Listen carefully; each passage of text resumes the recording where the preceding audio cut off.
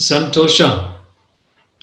Santosha, sant, you might have heard the word sant or shanti, meaning peace. Yeah, so santosha is same root, yeah, to be peaceful, content, like shalom. And even Islam also means peace, and shalom means peace. So this condition of serenity, tranquility, this is niyama, right? So inner quiet. Yeah, this is what we're exploring here. Yeah, a state of inner quiet. Okay, and I remind you, think about that quiet in your environment. In the beginning, we're very dependent and influenced by our environment. So we say, how to do it? Oh, can you turn off that radio? It's disturbing my meditation. Can those children stop shouting in the garden because it's disturbing my meditation? Or I need to go in the mountains and sit in a cave because there's the marketplace, I can't meditate. Okay, so that's the beginning. It starts with the external, but it's got to move into the internal. When the body is in socha, then it's more easy for the body itself, for the nervous system, for the glandular system, for the emotional movements and patterns within you to be quiet and calm. The water, think about that calm lake of the water. Patanjali, the very beginning of the sutras, is saying the work is to calm the waves of the mind, still the waves of the mind. Okay, so to that calm lake. Okay, one moment. Okay, so socha, in the linear sense, socha can be understood as how it will provide a basis for calm. If my mind is noisy and busy and with toxic thoughts and ugly ideas and delusory fantasies and whatever, this is not a very clean mind. So how can I have quiet mind? How can I have santosha in my mind? Okay, if I'm angry and I start accusing and blaming and discussing with somebody, then my speech is not quiet and calm speech. Okay, so socha does serve in some way. Okay, I'm just going to put a few different perspectives on it, and each of you find which part is relevant to you, what helps you. Okay. So it's not resignation, okay? It's not that. It's not this complacence. It's not passive. You know, people say, oh, it's like acceptance.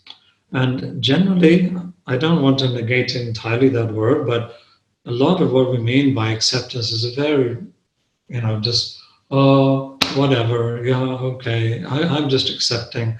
This is like you're half dead, really. This is not santosha. It's not a conscious, dynamic, peaceful.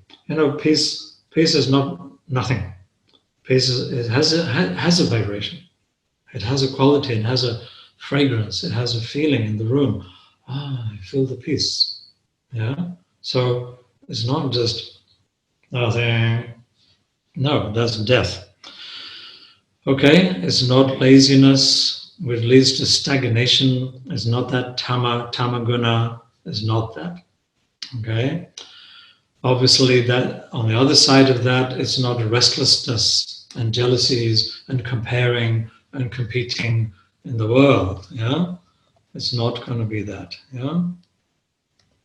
So, Shiv, they're asking, fasting, is it good to do that for cleanliness?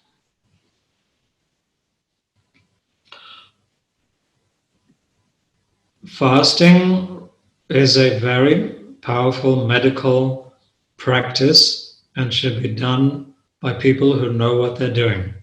Properly study fasting, prepare yourself for it, follow recommended guidelines of people who have gone through it, how you go into it, how you come out of it.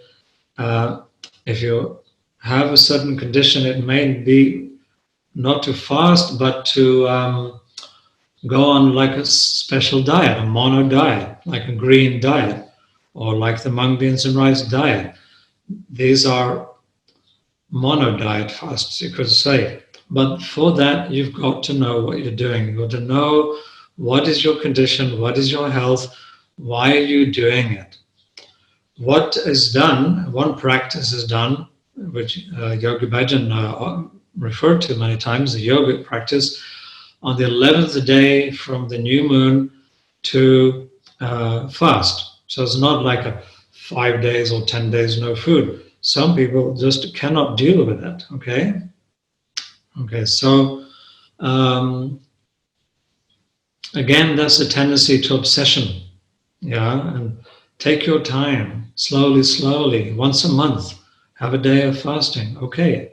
And little by little, you know, I've been vegan for more than 40 years. So you could say I'm fasting from meat for 40 years. I haven't had milk, dairy, cheese, eggs for 40 years. So I'm fasting from these products. You see, what do we mean by fasting? It doesn't just mean don't eat. So you need to study it. And this is not a class about going into diet. So I'm not claiming any expertness on diet or anything at all. So I may not be the best person to ask this kind of questions, okay? I respect my limits in that field. Okay.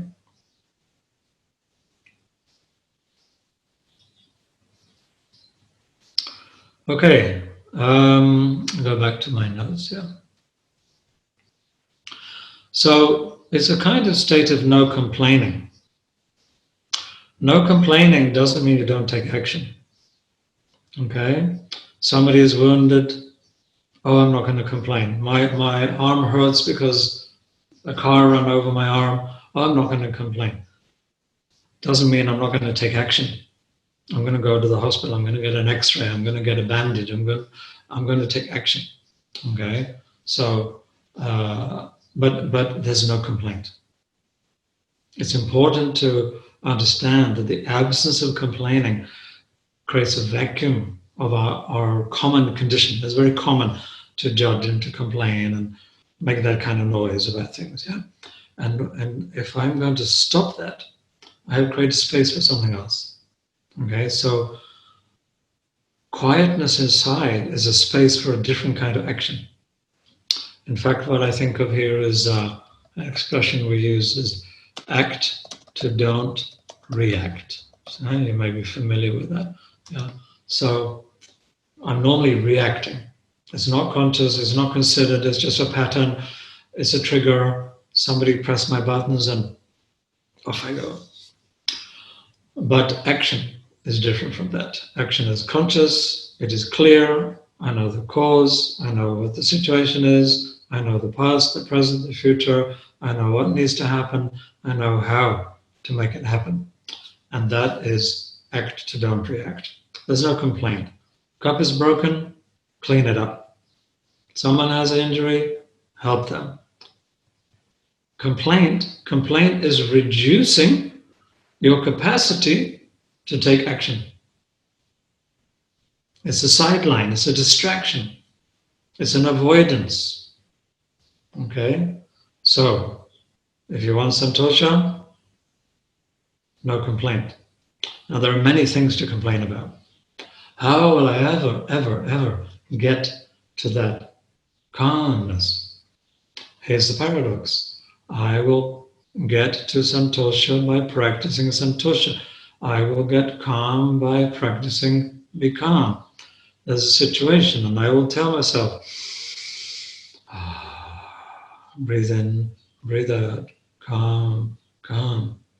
I don't feel calm, but I'm going to say calm, calm, pay attention, be alert, but calm. I'm going to instruct, I'm going to practice it to make it so. Okay. Satnam, how do you develop the trust in yourself to keep up? by trusting in yourself. Paradox. It's not something you develop. Trust, thank you for that question, it's a switch. It's not a development. It's not gradually. It's a decision. Like you decide, I'm going to make a cup of tea. And you're going to make a cup of tea. It's not like, I'm gradually, maybe, eventually, I'll get to that place. I'm thirsty, I'm going to get tea. Decision, action, done. Trust is a decision. No gradual, no development. It's a risk. Throw the dice. I'm going to trust. Okay. I don't trust me. There must be something else I trust. I'm holding on to this. I'm holding on to this because I trust this. This is my mother's opinion. This is my neighbor's projection about me. This is my teacher approving me, telling me I'm okay. I'm holding on because I trust this. But I don't trust me. To get to trust me, I will have to let go of this and put my hands here instead of out there.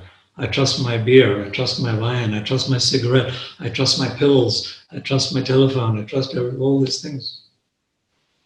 I don't trust me. It's a choice. One hand on your heart, I trust me. One hand for the world. So, as somebody has said, it's a leap of faith.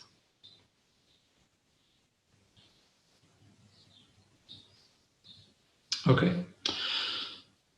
So, let's take it a little further. Okay? Santosha. I am in complete acknowledgement and agreement with what is.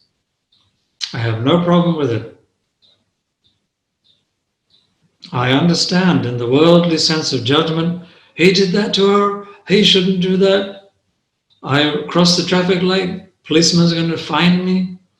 Okay, it's the law of the world. He has to go to prison. Okay, let it happen. But if I have no problem with him going to prison, I have to have no problem with the fact that he stole his wallet, his money. Whatever happens. It's a very challenging. You think, oh yeah, oh peaceful, and then something happens. Really, that's wrong. That's evil. That's bad. You can't. Good and bad, right and wrong. This is not a niyama. This is not a yoga. And I'm not saying that you're going to be comfortable with that.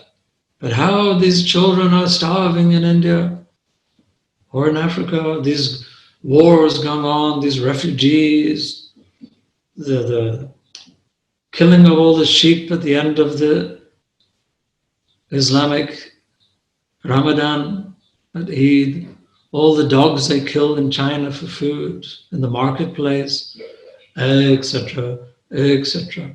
Genetic modification. We can make a long list of things to be horrified and shocked about.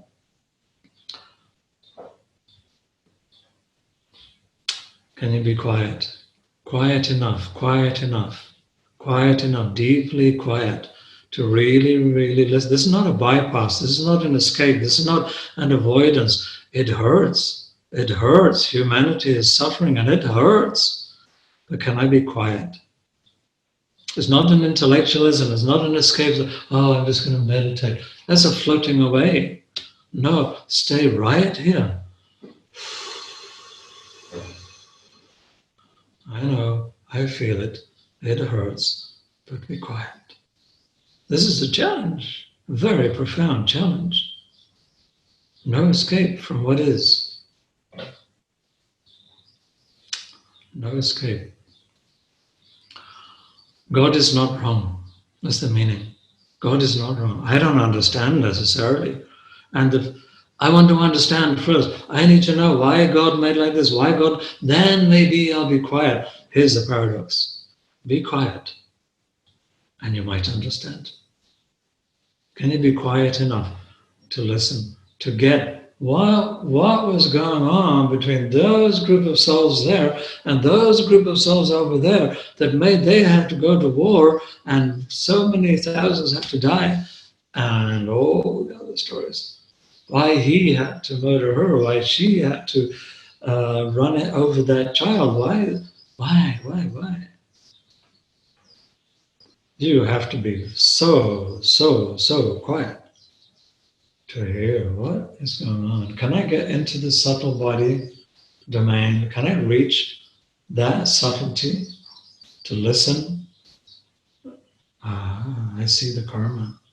I get it. Of course, we try to explain. Nobody wants to hear you. How can you say that? You're taking sides with the murderer. You're this and that. That's why often santosha, not that it has to be, santosha doesn't have to be silent. Inside is silent. You may speak, you may not speak, but your speech will come from that quiet place. But this question of inner reaction for the evil in the world, can that be coming from santosha? Well, I'm going to challenge this. Okay, nothing personal to the one who says it. Evil in the world is already a statement, is already a judgment, it's already a black and white thing, right and wrong. You might know this famous quote from Rumi. There's beyond the world and right and wrong, there is a field. I'll meet you there. See, even in his mysticism, he could not explain you. He simply says, when you're ready to let go of holding on to right and wrong and evil, good. I like him, I hate her, I love this one, and I. When you're ready, I'll meet you there. And when you go to that place, you'll be in the company of all beings, beings of light and saintly beings that have pervaded in the subtle ethers of this planet for thousands and hundreds of thousands of years. You will reach to that space. But so long you're busy with evil, implying that there's a polarity of good. There's not even a polarity, actually. It's a contraforce. Evil wants to destroy the good wants to destroy the evil. In a paradox, nobody destroys anybody. There is this, and they're all part of a greater whole. Ik Onkar. Why? How you can say Ik Onkar and then say evil? Now I'm being very strong here, really asking you. Dare, check out your way of thinking, each and every one of you. Check out your way of thinking. Ik Onkar, Satana. Oh, really? And now you're saying, not him, he doesn't deserve to live. Evil. Hello? What kind of thinking is this? Challenge yourself. It really is a challenge. And this is prerequisite for posture. Oh, nice posture. Pranayama. And I meditate. And it's going to become such a big spiritual ego because you didn't look at the root, deep, fundamental level of what is needed before you go anywhere near this glory of Satchitananda, truth, consciousness, and bliss. So yeah, listening, shunya, and suniye, listen, go quiet enough to listen, and then you will understand. Santosha is not just let go, let God, it's agree with God, be present. So I think so this question about inner reaction to evil is coming from because something wants to act. I do remember that I said to you, not complaining doesn't mean you don't act, that you don't get engaged in the world and make your contribution. That's included in Santosha. So it's not just let go, oh well, God is making this person beat that person and I'm just sitting back. You have to check. Has God my name on it? Is it my destiny to interfere? Or I have to be today witness? Or somebody else is going to come and sort it out? You have to check and know your point. And know your hukum. What is the call of your soul in the situation. And then take the action. It's not a reaction. And I'm not saying he's evil and he's good, but I know that it's my moment to step in and say, you stop now. And I can do that absolutely quiet place. Loud, I can scream, hey! But I'm quiet. And a second later, nothing changed to me. I took the action. I can walk away. Satnam Vaheguru. Nothing changed. Because it's not an inner reaction to evil. It's an action. Because I was rested into the point of my being. Settled, I'm at peace with me. Santosha. If I'm not at peace with me, I will not be at peace with the world. I've settled down into my point. Calm, calm. No reaction. From here, this is a foundation, springboard. This is from here. Ik, Om God, action. R is the action. And come back. Ik. Oh, more action. Om God, action. Come back. Ik. All is one, we are one, all is one, you are one, I am one, we are one, with the one, one. We're right, we're wrong. Who good, who bad, who evil. No. That doesn't work.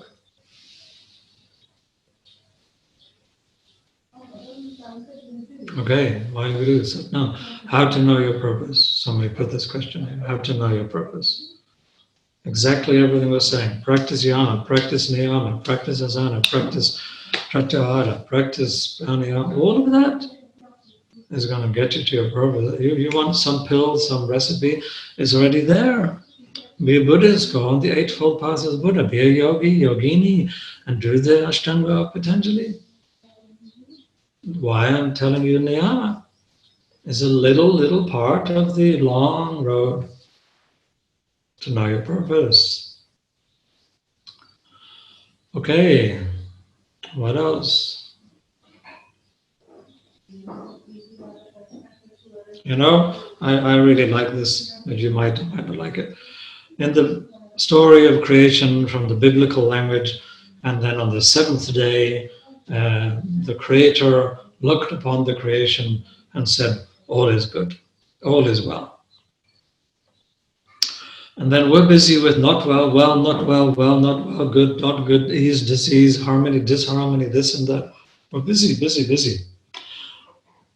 Quiet doesn't end until your judgment about everything around you is equal to the judgment made on the seventh day of the creation.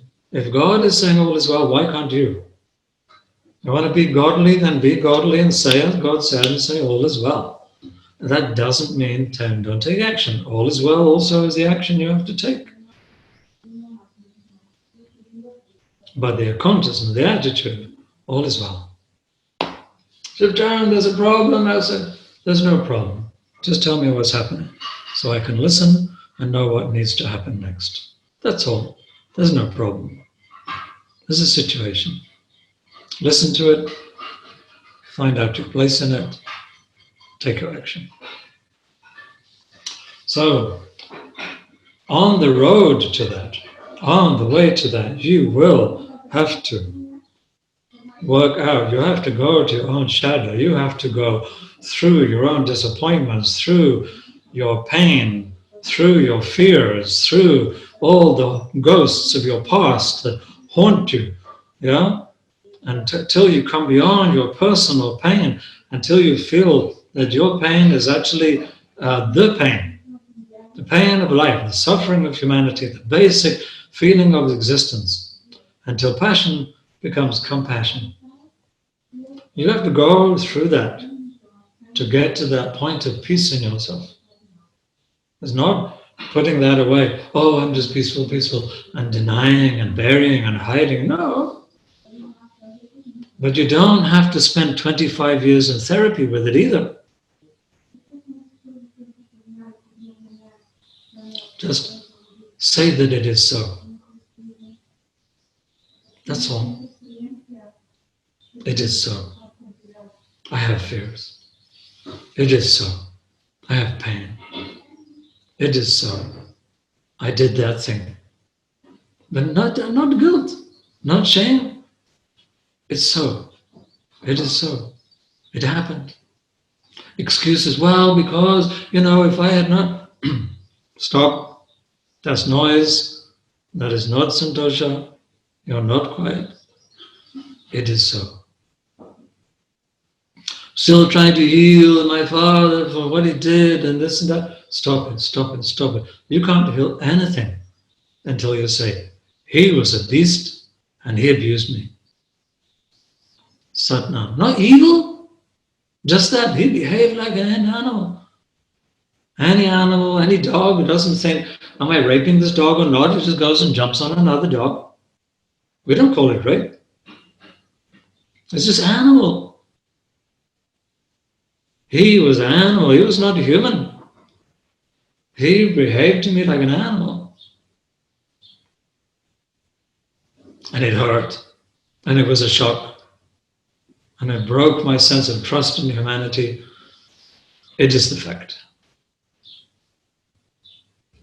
I'm not saying that's easy. I'm not saying it's easy. So please, I say it strong. I say it sharp. I know it's work. And you'll say it takes time, and I'm okay with that, but be careful. What are you going to do with that time? How much time are you going to go round and round, putting wood on the fire of your anger about your mother? I'm still keeping this old thing because I'm trying to analyze why am I still keeping it? You see the loop? I'm stuck in it because I'm stuck in it because I want to analyze why am I stuck in it. Then, of course, I'm even more stuck in it. And I just keep putting wood on the fire.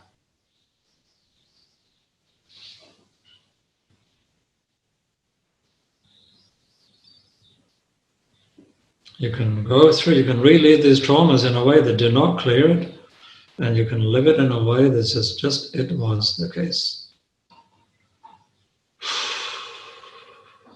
And just be with that. And here's the paradox. You need a quietness inside of you to do it, but you will not have a quietness inside of you if you do not do it. So there's the loop. You want to be caught in the loop of that trap of analyzing and analyzing why you analyze, or you want to be in the loop of, I go quiet, I acknowledge it was so, and in doing so, I get more quiet. I do not deny. I breathe, I feel. I learn to swim. Okay? It's whoever does this work, if you're a therapist and you work with other people, very, very delicate and refined art that on one side of this way, you really take people through and beyond. On the other side, you keep feeding the identity of the victim and the trauma and repeating, and you're just totally, and you don't intend and you don't even realize you're doing it. So one has to be very careful.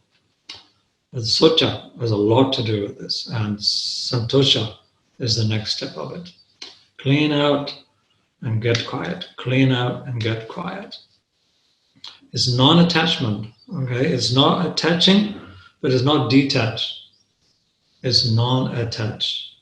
You hold what is. You don't grab it, and you don't reject it. It comes, it goes, something else comes, something else goes. You do not attach, but you don't have to avoid. This is non-attachment.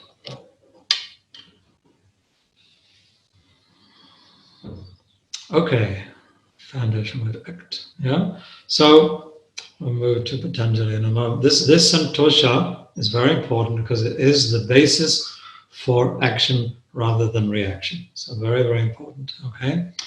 It is connected to the subtle body in some way. Some of you know the Kundalini Yoga, the 10 spiritual bodies, and the subtle body is the virtue of the subtle body is tranquility, calm, and patience. Yeah, and impatience, of course, is the opposite. How do you develop patience? Be patient. There again is the paradox.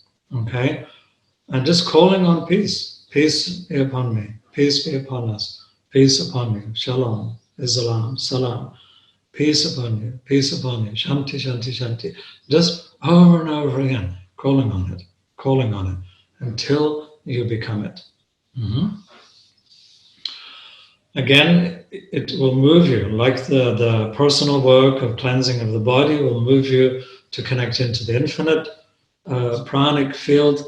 So also working on your personal quality of santosha, you will gradually move into the impersonal level. It means you stop taking things personally because you're quiet.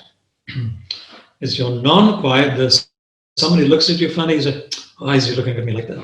Somebody says something in a certain tone, I don't like the way he said it, and so on. All that reacting is because you're not quiet with you. When you get quiet with you, you don't catch all the nonsense that people throw out around you, psychically, verbally, in any other way. You do not take it personally. Somebody accuses, oh, he's having a bad day. Bless him. You don't catch it and start making this noise inside of yourself with it. Why? Because inside is quiet. Okay? And in that way, you see God hand at work in everything. God is not wrong. So the santosha is, what's going on here with these puppets doing this crazy thing with each other? God, what's God's play behind that? You start to tune in to those strings that God is pulling.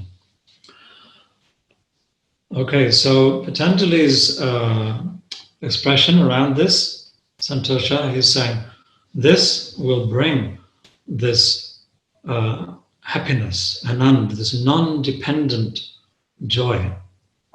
It's a springboard. Santosha is a foundation for anand, a bliss and a happiness that is not, I'm happy because. If I'm happy because, then when there's no because, then I'm not happy. I'm unhappy because, and I'm happy because. But if I am santosha, I'm not unhappy because, and I don't need that to be a cause of me to be happy. I'm quiet, and when that quiet is a foundation for a very different kind of happiness. It's not that, oh, look, I'm happy, happy, happy. It's not that you have to some big external display, a manic, hysterical laughter, just a quiet, because it's niyama, remember, niyama, interior happiness is coming. Okay? Santosha is a basis for that. Okay? Satnam. Somebody's asking if we choose to come and go. Well, definitely something in you volunteered, but it's a whole combination, once again, of your will and God's will. There's an answer, we have open registration. Okay. Yeah, it's God's will. It's not just your will, but it is also your will. That whole statement, thy will is my will, it doesn't make sense if you don't have a will. I have a will, God's will. I'm here by God's will, but there's a paradox. Then what I'm going to do with my will? Will my will align with the divine will? So there's something of your volunteering. You cannot only say nothing to do with me, but you also cannot claim all the credit. Okay, so this is an interesting position to be in, because you can't get trapped. You can't get trapped in nothing to do with me, and you can't get trapped in it's all me. They're both lies. It's a relationship. You have some part to play in it. You chose to come. And going is a going. How much that's your choice and how much that God takes you, and it's time to go, it's time to go. You get a certain amount of prana in your battery, and when the battery runs out, the battery runs out, and you can extend that battery just a little bit by the quality of the life you live. But the purpose of life is not necessarily to live long anyway. It's what you do with it. Yeah, I have a certain charge, and yeah, I can use it to do all kinds of things. So, and everything I do has its own consequence. So it's not a question of living wrong. It's quite irrelevant. Meditation for santosha, I think there are many. Just even just sighing, just kind of this. What's important is that when you exhale, you do not collapse the body like that. No, you drop down into your heart area, not into the belly, not into a black hole. You have to feel like there's a cup, there's a base.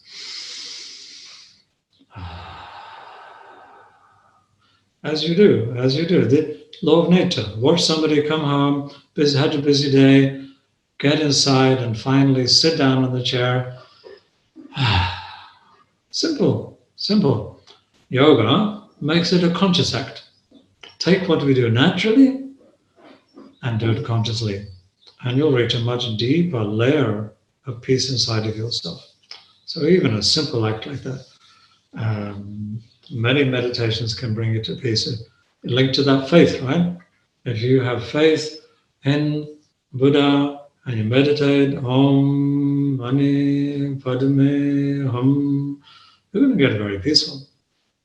If that's not your faith, if that's not your practice, if that's not the road for you in this life, then it's nice to do, but it won't give you the deep peace because it's connected to the question of faith.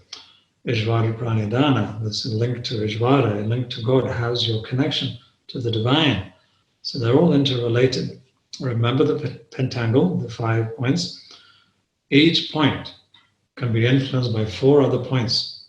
And that tells you if you want to focus on, I need more santosha, you can come from purity, socha, you can come from tapa, like tapa, which we're going to talk about in a minute, includes things like discipline and effort.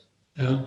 And so, like a Kriya, you work hard in a Kriya, afterwards you lie down and you relax. And it's much easier to relax because you worked hard. So tapa can lead to santosha. Okay? Each of the niyamas can help each other. Satnam Shiv, today's new moon, is there a particular meditation for that? What? Today is new moon. Is there a recommendation for meditation to start? I don't have that in front of me now. There's about 4 or 5 new moon meditations. Whoever asking if they're in the Kundalini Yoga community, they should ask their teacher. Somebody can ask me later. I can post a few new moon meditations. I don't have one special recommendation. The best meditation, which was also given for the moon, I call it the meditation for idiots. Okay, and it's you put your front teeth together, tight, Gyan Mudra, very, very tight, arms straight, lock the elbows straight, chest up high, focus on the tip of the nose, really hard, tight, tight, tight, tight, tight, and put the tongue in the palate. This, I'm just thought of another meditation, I'm going to write it down, yeah.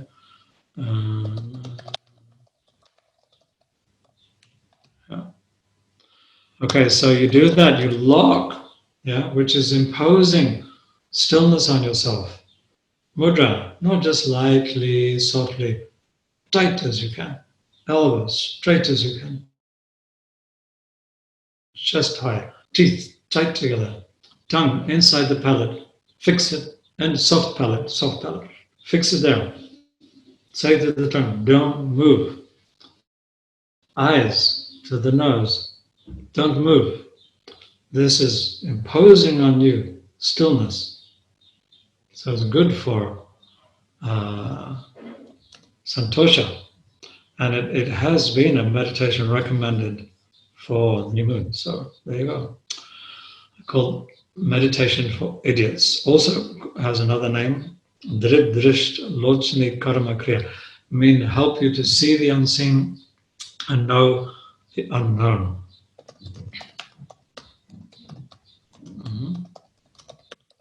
Okay. It's Another meditation was called a meditation for, what is this? Because meditation here doesn't need to upgrade later.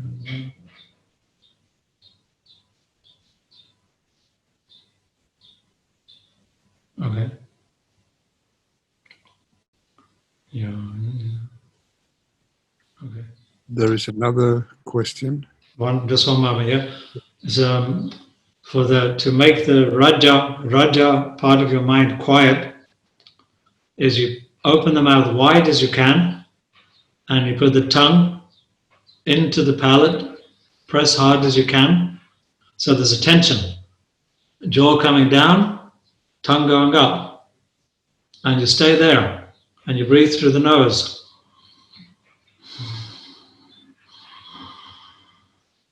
In and out through the nose. Mouth open wide, tongue up, and hold it. And your mind will become more quiet. It's for the raja activity of the mind. There are many meditations for things. Yeah? Okay. Somebody's put the link for the meditation. Drid drishti lochana karma kriya. Okay. Was there something else? Yeah, the question was, I understand. Somebody's asking, I understand patience and calmness. It is good to go through rage to reach a state of peace, or is it a tapa that we have to avoid?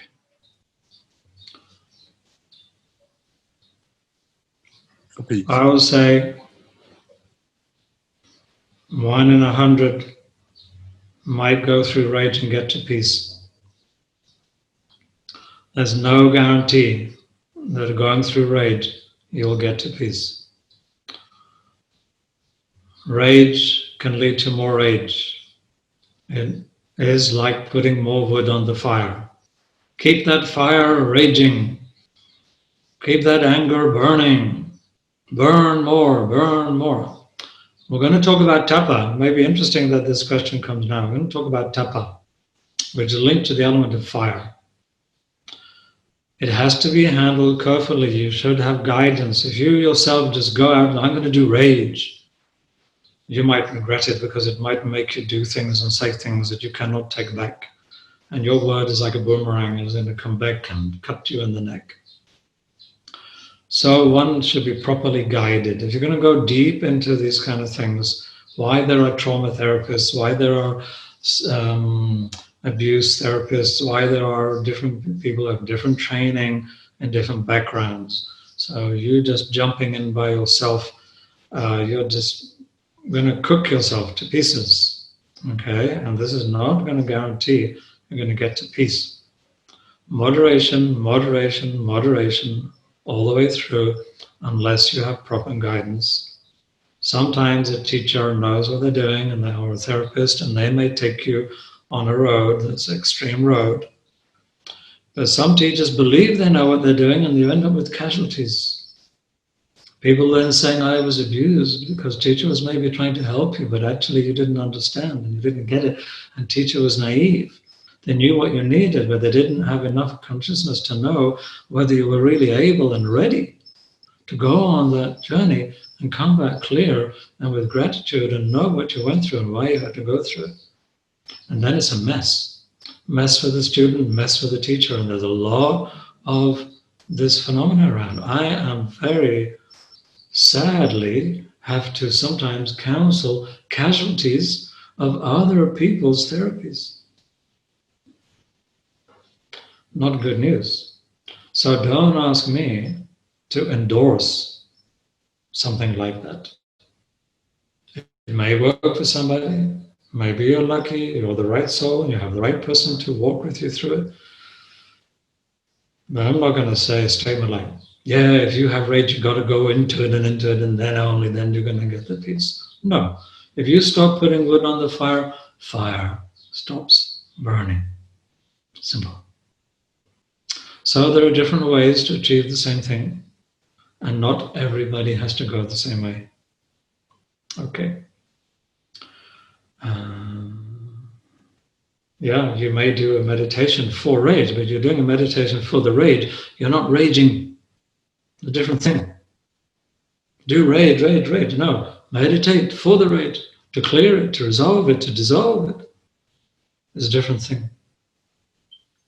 Understand the difference. Same with primal scream. I've seen some people go to some rebirthing thing, get into some primal scream, and then they go off into a psychosis.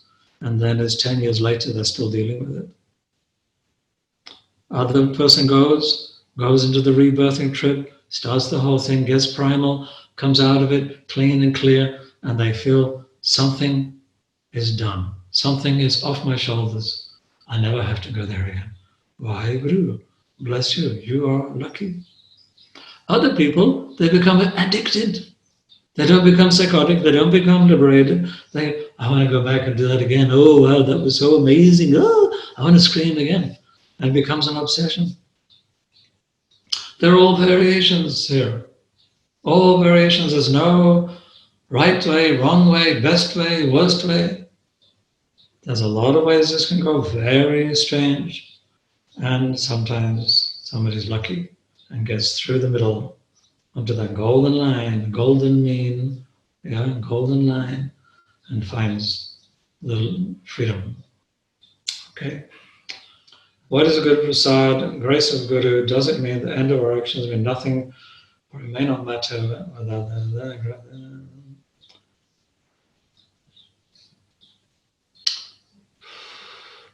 Grace is grace. Grace is grace. What comes, comes, and you have no understanding why somebody got that and somebody got that, and maybe it's all grace. Maybe that somebody made an all effort in this life and got nowhere, and maybe that was a grace, because if they got too far in this life, maybe they'll be born next life with a big spiritual ego, and we're looking and say, oh, he got liberated, he didn't, why not? Why he got the grace, she didn't get the grace. You don't know if they got the grace or not. Grace is God's hand over everything. Whatever we achieve, don't achieve, realize, don't realize, understand, don't understand. Actually, grace is behind all of that. And you might think, I'm blocked, and God is blocking me, and God is not listening to my prayer, and God this, and God that. But you don't know that if God would suddenly open that door to you, you might have a real scary, you might, you dissolve into the light and not have that pleasure of it, and God is doing you a favor saying, hold on, wait. And you'll say, I'm blocked, why can't I get through my block? And you're not here, and God is saying, excuse me, calm down. We're so quick to assume anything. Grace is actually operative. If you would dare, it's my offer, my invitation, and my dare to you to think in a whole new different way. God is not wrong, therefore grace is present in absolutely everything that's going on. And that does not exclude, therefore you do your part. I said it already, and I'm just going to repeat myself. It's an interrelationship. And your mind, I told you breathe, I told you make a meditation, but I can hear your mind is getting noisy and you've got 100 questions, and that's not a meditation. This is not rational, this is not logic, this is not mind, this is beyond that understanding. And you're trying to understand something beyond in the small box of your understanding, and it's not going to work. And if I disappoint you, so no. Are there meditations for santosha? All meditations can help santosha. Yes, yes, yes. What is the true meaning of repentance? I'm not going to talk about that. Repentance is a word out of the Christian Dharma, and it's got a whole commentaries around it.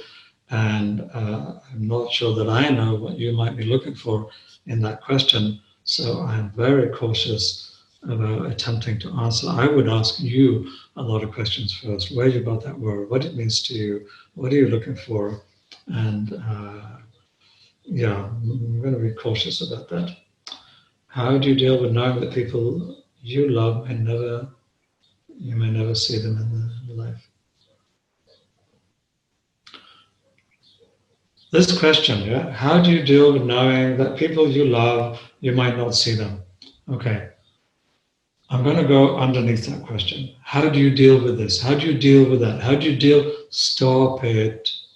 Stop thinking you deal with things.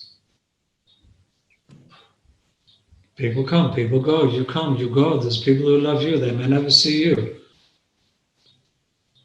There's people, all kind of things are happening. Calm, santosha, quiet. There's nothing to deal with.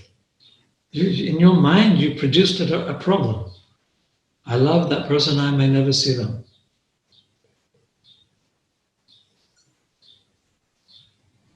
Vaheguru, hallelujah. Say what you want to say. There's nothing to deal with. This whole idea I have to deal with is a mental, limited, rational perspective. All these things have their place. I'm not saying anything is wrong. Like I said about the law, you commit a crime according to the law, you pay the penalty. It's all relative, and there's not any wrong with it. But you want to go deep in that question, you want to ask that question, then that doesn't work like that. You don't deal with it. God is not wrong. If God has put the situation that you will never see that person, come to terms with it, face it, honor it. It is the case. It's the case. Feel what that feels like. Breathe and breath. Breath, you can deal with everything with your breath. Actually, if you know how to breathe, you can deal with all of it. What can you do to discover your own light? Huh? What can you do to discover your own light? Stop. You don't discover your light. You're in a dark room with a torch looking for the light, and it's coming out of your own eyes. You're looking for a light and you are it. Stop searching and be. And when you be, you will see. Again, it's the same, coming from the same place, mind trying to figure out, and you're caught in your own trap. Holding a torch and looking for the light. Oh, just relax. You are that light. If there was no light, there would not be you looking for light. Close your eyes. There's light already in your own eyes. Stop looking for the pictures, the movies, the stories, the ice cream, the anything else. Stop that and look at the light.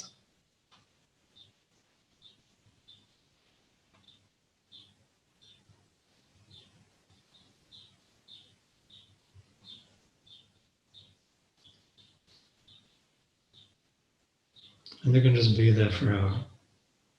Forever, forever, forever. Just be there. And the light is your light. You are already in your own field of light.